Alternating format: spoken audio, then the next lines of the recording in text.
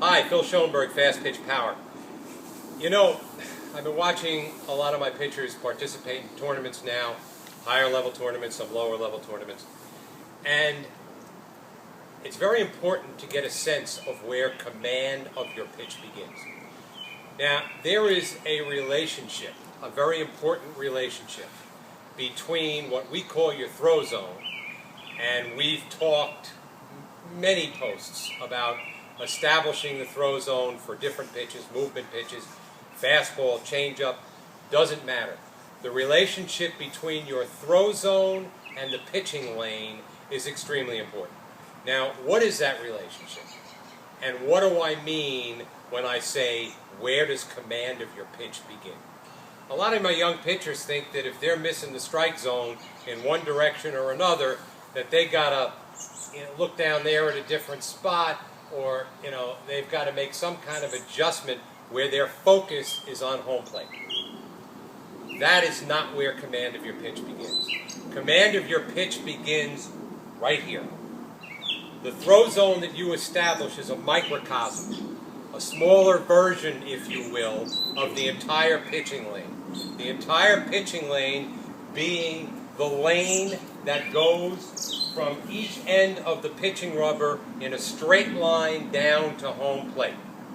It's within that pitching lane that you are going to command the strike zone. If you throw a ball between the knees and slightly above the waist within that lane, it's going to be a strike. Whether that is a curveball, a screwball, a drop ball, a rise ball, a fastball, or a changeup. So when you establish your throw zone, when you come off the pitching rubber and you create a zone, and I'm in a position now where I'm getting ready to throw a fastball, my throw zone is approximately from where my hand would be when my elbow gets close to my hip to a point. If I draw a straight line down from my extended glove, that would be my throw zone for a fastball. I've established it with good posture here, and my objective now would be to move my hand down that throw zone within the pitching lane to command the strike zone. Okay? When I am throwing a movement pitch, the same principle applies. When I establish my throw zone for movement pitches, and again we've discussed this, drop, rise, curve, screw, the throw zone is going to be set up in such a way that it is going to be a small version of the path that my ball is going to take all the way from my hand to the catcher. So if I'm throwing a screwball, for example, and I set my body up here, the pitch that I throw is going to be, or the effectiveness of the pitch that I throw is going to be established by what my hand does in the throw zone. So if I'm trying to throw a screwball here and my hand goes this way, I'm going to be throwing a flat pitch because my hand did not follow the throw zone in a way that would, what we call drawing the pitch, in a way that is going to make that ball act like a screwball as it goes down the pitching lane, which is a pitch for a right-hand pitcher that is going to start on the outside corner of the plate and bust a right-hand batter inside on the inside corner of the plate.